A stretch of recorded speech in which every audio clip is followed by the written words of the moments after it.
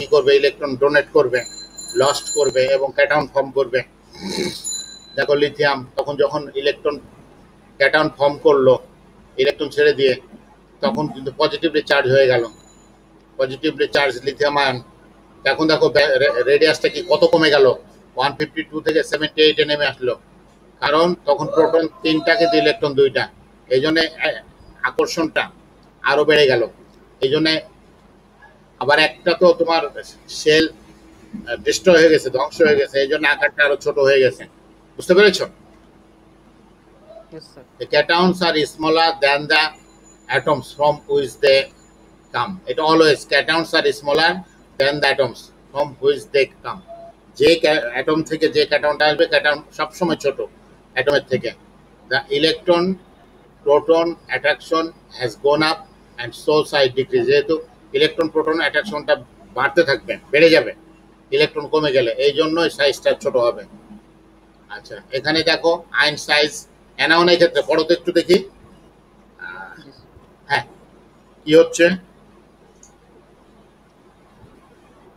Ion sizes. F64 pin. Does the size go up or down when gaining an electron to form an ion?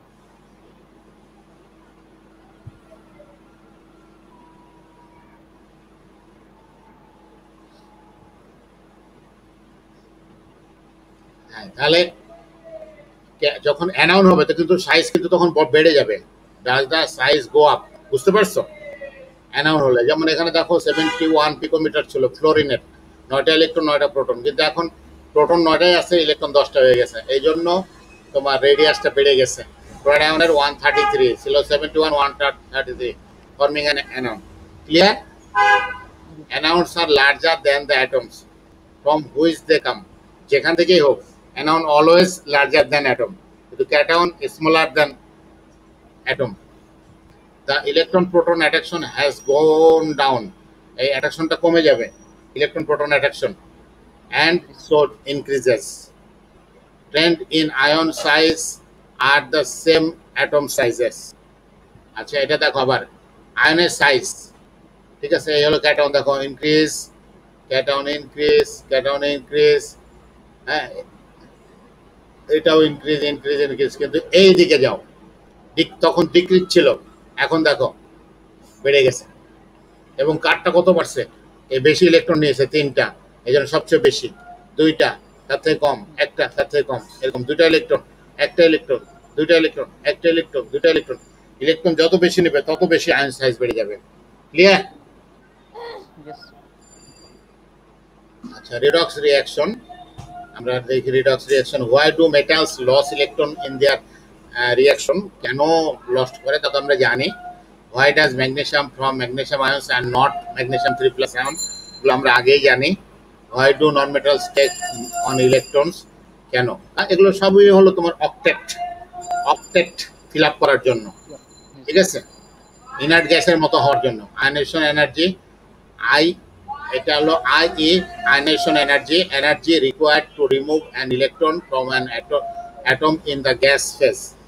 ঠিক আছে, gas ফেজে যখন এটা কি করবে, ইলেকট্রন রিমুভ করবে, তখন যে শক্তিটা দরকার হয়, এনার্জি রিকোয়ার্ড হয়, সেটা হলো আয়নেশন এনার্জি। ম্যাগনেসিয়ামের এখানে আমরা দেখতে পাই 3s2, এই দুটো ইলেকট্রনকে রিমুভ করতে হবে, করতে যে পরিমাণ শক্তি লাগবে সেটাই হলো আয়নেশন এনার্জি। তো ফার্স্ট আয়নেশন এনার্জি, প্রথম ইলেকট্রনটাকে রিমুভ করতে 738 কিলোজুল এনার্জি লাগবে। আচ্ছা, এরপর দ্বিতীয় ইলেকট্রনকে রিমুভ করতে 1451, অনেক বেশি। তারপর তৃতীয় ইলেকট্রনকে ত্যাগ করাতে, যেখানে দেখো 735 1400, সেখানে 7700, বহু গুণ বেশি, যা অ্যাবসলিউটলি ইম্পসিবল। বুঝতে পেরেছ? এই জন্য ম্যাগনেসিয়াম কখনো 3টা ইলেকট্রন ডোনেট করতে পারবে না। আমরা যেটা এখানে বলছিলাম, why does magnesium from magnesium 2+ ion not and not magnesium 3+ ions? বুঝতে পেরেছ? Yes, sir. Energy cost is very high to dip into a cell for lower n. This is why oxidation number equal to group number. আমরা জানি যে oxidation number যত, group number তত। আচ্ছা, 10 to an ionization energy, এটা একটু দেখো তো, বোঝার চেষ্টা করো তো, বোঝার চেষ্টা করো না, আমাকে একটু বুঝাই দিবা। Yes. And ionization energy.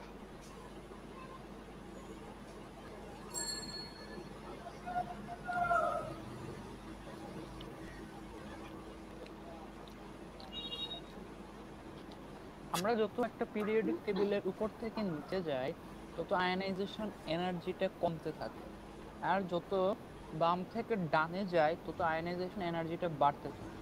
এটা বুঝানো। সেটা আমরা ট্রেন্ডসটা দেখাচ্ছি, একটা ট্রেন্ডস যে দেখো এখানে আমরা দেখতে পাচ্ছি যে বাড়তেছে হাইড্রোজেন থেকে বাড়তে বাড়তে, হ্যাঁ এই যে হাইড্রোজেন হিলিয়াম ইনার্ট গ্যাস বলে তারটা অনেক বেশি, তারপর কমে গেল আবার বাড়তে বাড়তে, যে প্রত্যেকটা ক্ষেত্রে এখানে সাইজ বেড়ে ছোট বড় হয়ে যাচ্ছে বলে একটু কম, এটা থেকে এটা কম, এটা থেকে এটা কম, কিন্তু একটা এভাবে একটা ট্রেন্ড আছে। Trend in ionisation energy, ionisation energy increases across a period because effective nuclear charge increases. এই যে Z star effective nuclear charge increases আমরা দেখালাম, তাই না? আগে metals lose electron more easily than non metals, metals গুলো সহজে ইলেকট্রন ডোনেট করতে পারে, নন মেটাল তো পারে না।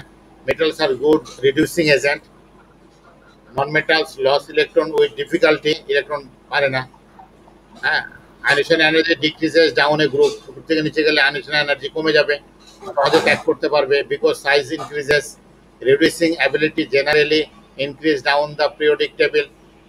ঠিক আছে, see reaction of lithium sodium potassium, এই রিঅ্যাকশন গুলো আমরা ইচ্ছে করলে দেখাতে পারি ওয়াটারের সাথে বা কিছুতে, এখনো দেখা দিতে পারে তোমাকে ইউটিউবে। ইলেকট্রন অ্যাফিনিটি দেখো, a few element gain electrons to form anions, আমরা জানি যে কিছু ইলেকট্রন আছে যারা ইলেকট্রন গেন করতে পারে এবং অ্যানাউন্স ফর্ম করতে পারে। Electron affinity is the energy change when an electron is added, electron যখন অ্যাড হয় তখন এনার্জি চেঞ্জ হয়, এনার্জি রিমুভ করে, ছেড়ে দেয়। যেমন ধরো এ একটা ইলেকট্রন অ্যাকসেপ্ট করলো তখন এ মাইনাস হলো, এটা হলো ইলেকট্রন অ্যাফিনিটি। এগুলো daily electron affinity of oxygen, দেখো অক্সিজেন অ্যাটম হিলিয়ামের পরে এইটুকু দেওয়া আছে, মোট 8টা ইলেকট্রন। এখানে আমরা দেখতে পাচ্ছি কি হচ্ছে, এর পক্ষে তো ইলেকট্রন ডোনেট করা সম্ভব না, ইলেকট্রন তাহলে প্লাস করতে হবে, প্লাস ইলেকট্রন। কয়টা প্লাস ইলেকট্রন করবে? ইলেকট্রন করবে যাতে করে অক্টেট হয়, তাহলে এই যে তোমার এগুলো পেয়ার হতে হবে, তাহলে প্রথমে একটা অ্যাড হলো, ঠিক আছে, এটা অ্যাড হতে 141 কিলোজুল শক্তি ছেড়ে দিবে। ডেলি ইজ এক্সোথার্মিক, এই যে যেহেতু এটা মাইনাস এই জন্য এক্সোথার্মিক, বুঝতে পারছো? জি sir. Because oxygen has an affinity for an electron, ইলেকট্রনের প্রতি তার এফিনিটি আছে, এই জন্যই এক্সোথার্মিক। এক্সোথার্মিক বা মাইনাস হলে তখন আমরা বুঝবো যে এটা হ্যাঁ সত্যি সত্যি এটা ইলেকট্রন অ্যাকসেপ্ট করবে, গেন করবে। পজিটিভ হলে কিন্তু আর গেন করবে না। নাইট্রোজেন অ্যাটম দেখো, এর ইলেকট্রন অ্যাফিনিটি হলো 0 কিলোজুল, ইলেকট্রন নেওয়ার কোনো ইচ্ছা নাই। ডেলি is 0 for nitrogen due to electron repulsion, কারণ এখানে ইলেকট্রন রিপালশনটা খুব বেশি, যেহেতু এটা তো সবগুলো আনপেয়ার স্টেবল, বুঝতে পেরেছ? এই জন্য বাইরে থেকে কোনো ইলেকট্রন আসতে দিতে চায় না। জি sir. 10 in electron affinity, affinity for electron increases across a period, E becomes more negative, যত বেশি নেগেটিভ হবে তত সহজে ইলেকট্রন গেইন করতে পারবে। affinity decrease down a group, E becomes less negative. Atom, এই E মানে ইলেকট্রন অ্যাফিনিটি। ফ্লোরিন দেখো, ক্লোরিন, ব্রোমিন, আয়োডিন, এখানে আস্তে আস্তে নিচে গেলে কমে যাওয়ার কথা, কিন্তু এই জায়গায় একটু ব্যতিক্রম আছে। এর কারণ হলো আউটার মোস্ট সেলে ইলেকট্রন ক্লাউডিটি, ইলেকট্রন ডেন্সিটি, 10 ইলেকট্রনের অ্যাফিনিটি, আমরা কোথাও কোথাও বেশ এটা একটু কম বেশি আছে, বুঝতে পেরেছ? বেশ কিছু কম বেশি আছে, এটা একটু পার্থক্য আছে। আর এখানে আমরা যেটা বলছিলাম এটা খুব ইম্পর্টেন্ট একটা কোশ্চেন, যে হোয়াই মানে তোমার chlorine is more greater than electronegative electron affinity more than chlorine, ক্লোরিনের চাইতে ক্লোরিনের ইলেকট্রন অ্যাফিনিটি বেশি কেন? কারণ হলো আমরা দেখতে পাই যে ফ্লোরিনের তো বেশি হওয়ার কথা, কারণ আকার ছোট, কিন্তু আকার ছোট হওয়ায় কাল হয়েছে যে ফ্লোরিনের বাইরের শক্তি স্তরে 7টা ইলেকট্রন, ক্লোরিনেরও 7টা, ক্লোরিনের ইলেকট্রন ডেন্সিটিটা কম বড় জায়গায়, আর ফ্লোরিনের ইলেকট্রন ডেন্সিটি বেশি, এই জন্য বাইরের ইলেকট্রনকে বাধাপ্রাপ্ত করবে, বুঝতে পেরেছ? জি স্যার। আজকে পর্যন্ত থাকুক, জি স্যার। কালকে 3টায়, হ্যাঁ জি স্যার। কালকে 3টায়।